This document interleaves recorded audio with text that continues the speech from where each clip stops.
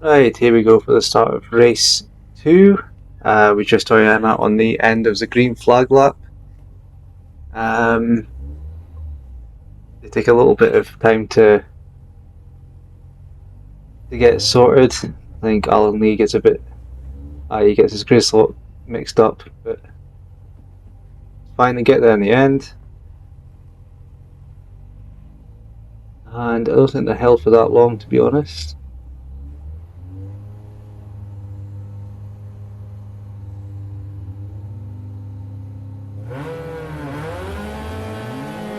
Lights out, decent start.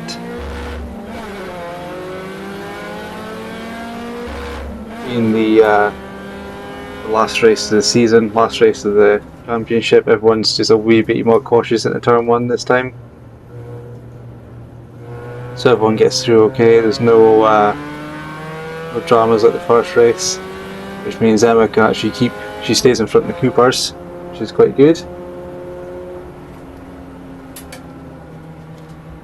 Then I think down the bottom of Craner's, I think Campbell comes off. Yeah, he does. He comes off into the gravel. It kind of slows everyone up a bit.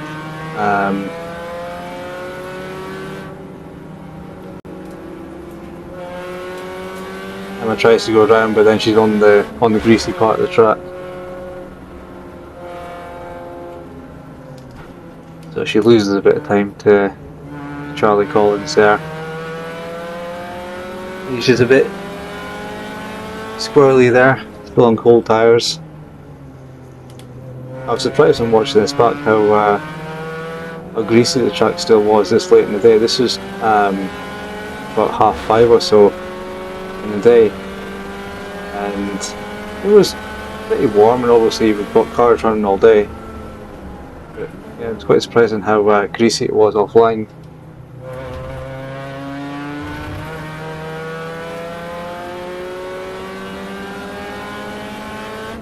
Yeah, Emma's doing quite well still, just even with the pack, find her feet again.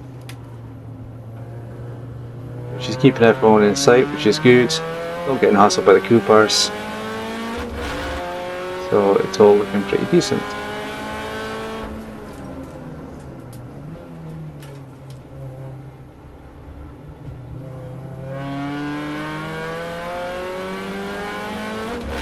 End of the first lap, no disasters for anyone, which is good.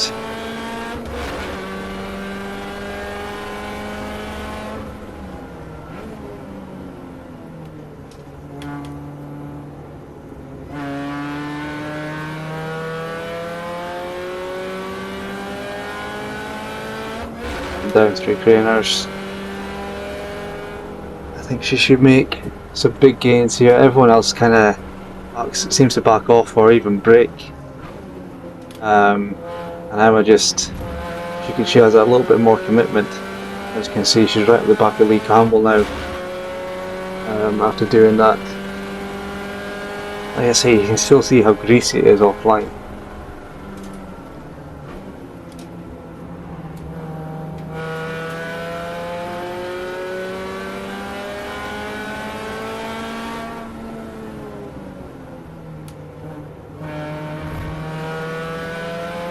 Charlie Collins ahead, try to keep Lee Campbell behind them. He's doing a pretty good job, to be fair. But Lee is in an open class car, so it's just inevitable that it will get past eventually, especially on a straight bit. Down the chicane again, Emma makes decent gains on the brakes. You just see in the straights we're just lacking that bit of power, but now there was 4 cars ahead of fighting. It should mean Emma can make some gains and get up with them. So kind of looking for it down the inside of Alan Lee, but just doesn't have the. She's not close enough yet.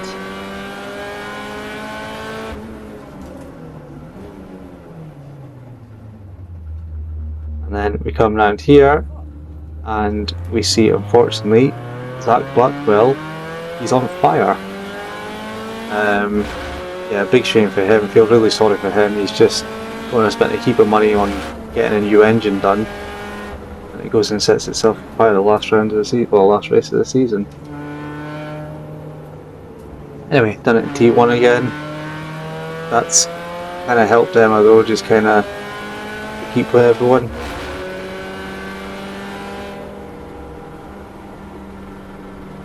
Like I say, down to Ukrainers, she seems to have that little bit more commitment than everyone else, so big gains. Right at the back of Alan Lee now. She needs to try and find a way past.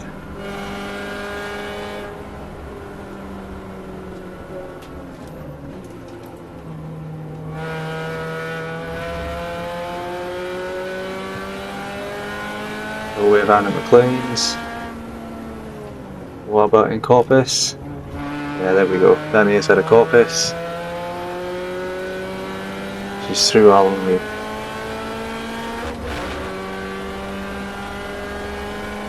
You can see the smoke in the distance. That's from Zach's car. That'll be a mixture of smoke and the marshals with the extinguishers. Big thanks to the marshals for getting on that so quick.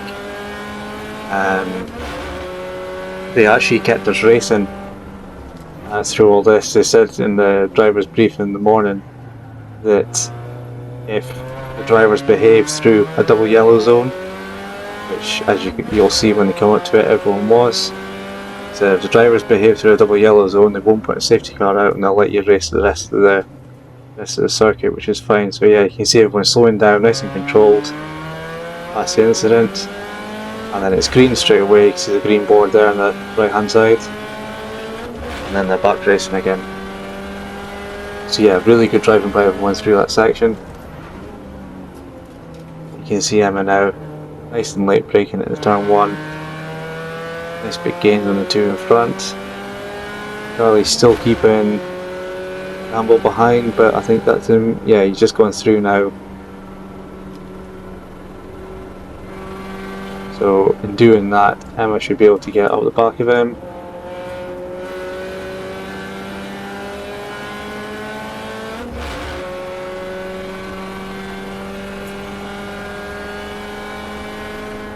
But McLean's just trying to keep the momentum going, just try and stick with him. Not close enough to make any moves as yet, but should be there, should be threatening it.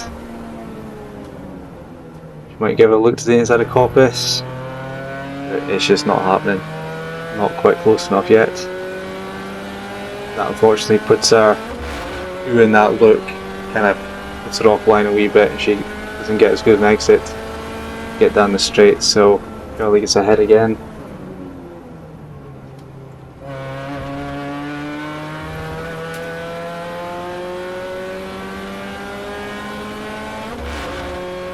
And he's just a bit more work to do just to try and get back up to him.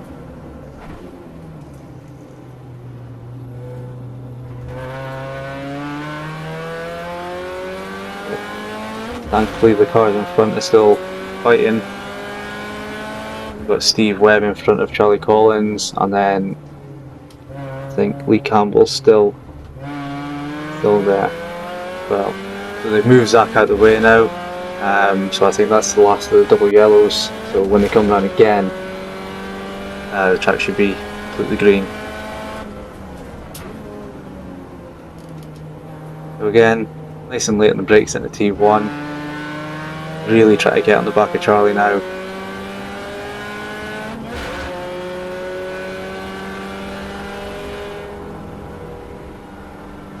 Through Craner's, you'll see her close up on the back of him and Steve Webb. And an old hairpin. Steve Webb's a bit slow out of there, so Charlie's looking for the move. And Emma's trying to still just keep the pressure on Charlie. If she can keep the pressure on both of them, then the idea is to try and make them make the mistake and then you can just go through. And I think Charlie's concentrating too much on Steve Webb here, and he leaves the door open for Emma to go down the inside of Corpus. She takes that, and then she actually gets quite a decent run. I think because she's a little bit in the toe of Steve Webb as well, gives her that run down at the chicane. late braking. Charlie can't brake that late, so she's going to stay ahead. And she keeps that position going down to the hairpins. Nice and late on the brakes again.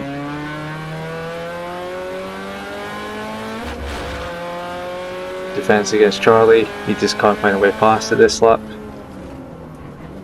Which is nice. Yeah, and have they got it? I think it's green now completely.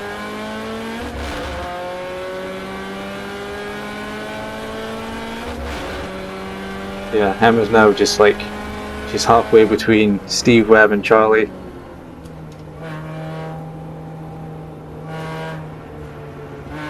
So, in fact, she's got Steve Webb in front of her, kind of keep her in front, but then that was a bit of a, she went a bit too hot into T1 then.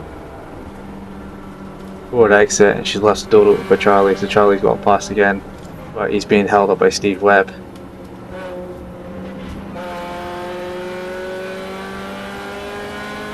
They're about the same distance that they were the last time they came up. Charlie's still looking for that way around Steve Webb.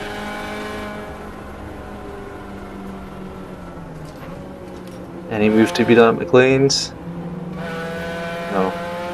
Charlie's closing off the door for Emma now. He knows that he's, as well as trying to attack Steve Webb, he's got to defend against Emma. She's looking to get down inside the coppice, but the door's closed. Yeah, and doing that when they close the door, it kind of compromises your exit because we don't quite have the power. We struggle a bit down the straight. But she's still managing to keep ahead of Alan Lee, luckily. Now Charlie's found his way past Steve Webb. So Emma just needs to try and find a way past Steve Webb.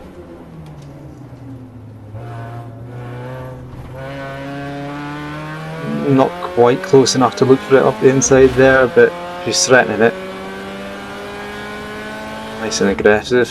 She needs to learn to be a bit more aggressive, she's been told.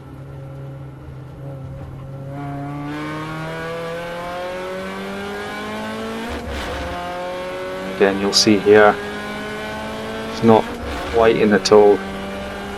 Maybe getting a little bit of a toe, but she's not quite close enough to get the full benefit of it. And then she's late on the brakes in the T1.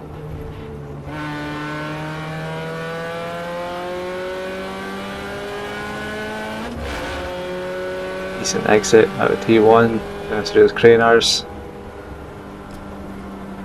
But she needs to get past Steve Webb soon because Charlie is just making a big gap there.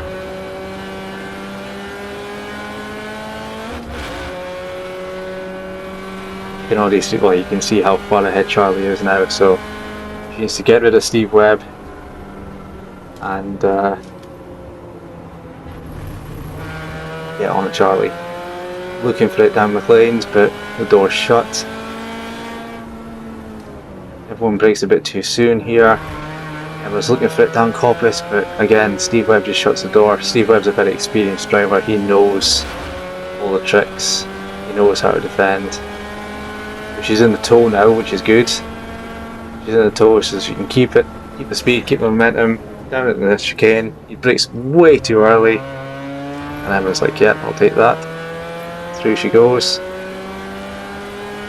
and that also holds up Alan Lee behind. So she's now got no pressure from behind, and she can just try and focus on getting up to Charlie.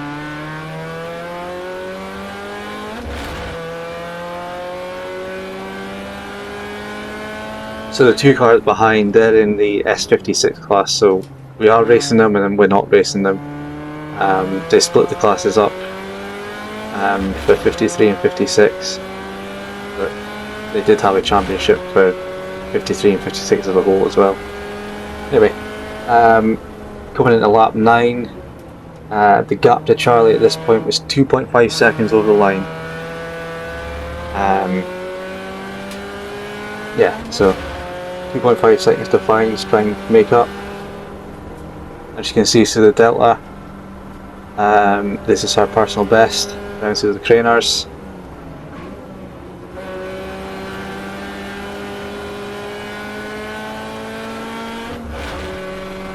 Coming up with some lap traffic, this is Jason McInnes. He stays out of the way quite nicely. But here we see Charlie Heatley. Now, he had a bit of a run with someone, I don't know who, but his wheel is bent. So he stays out of the way, but he's still, I'm surprised he kept his car going, but he stayed out of the way. So Charlie is now up into second place and Emma's in third in the R53 class. So she's fighting for second. Try and get up to Charlie. See if she can take that second place off him. But just there's a lot of time to make up here.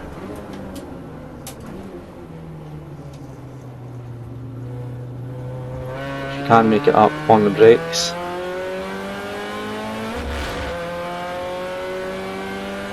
As you can see by the delta as well, she's up on her best lap.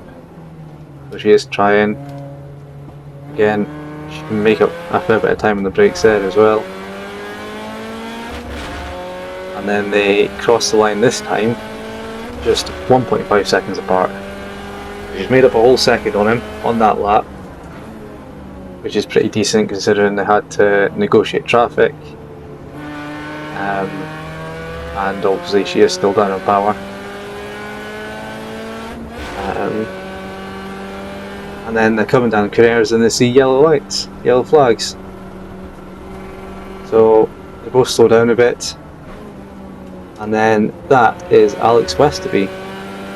Alex Westerby, who was in first place in R53.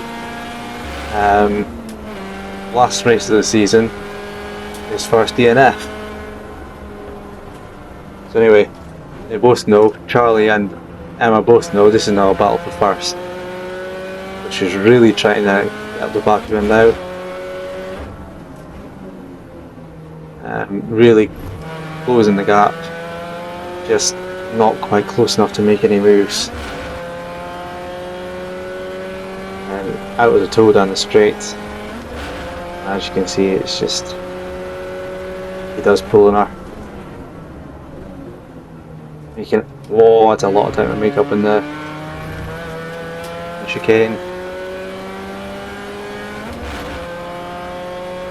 But she just can't quite get close enough. She can make up time in both the hairpins. Get a lot closer now.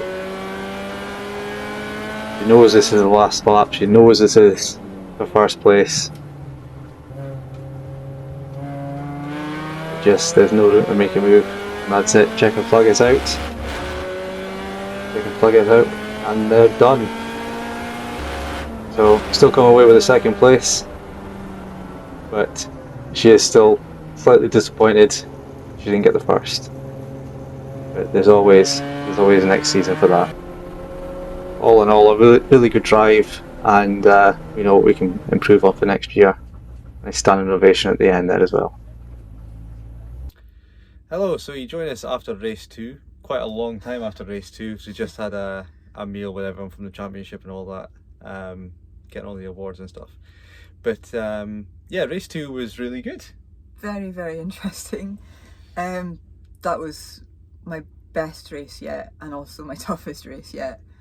You know, not including all the crashes and stuff. Like, yeah, I love this track. I love Donington. I've driven here quite a few times on track days and stuff, and yeah, just that was a lot of fun today. I really enjoyed that, and I think I've proven that what I know how I can drive like. Yeah, and we can see clearly now that the car is down on power. It's slower in a straight line than literally everyone else in the class. Yeah. So that is something we need to sort for next year, which is fine. I have a few ideas of how we can sort that. Yeah. But despite clearly being the lowest powered car in the class. Yeah, in our class, in the S class, yeah.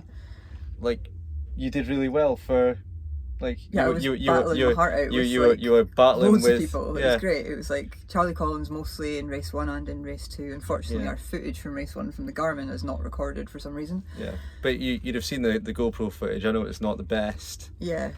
Compared to our usual stuff, but race 2, the Garmin got all the footage. We've literally just been watching it back. And Emma was in a 4-way battle, basically. Well, Yeah. a 4-car battle.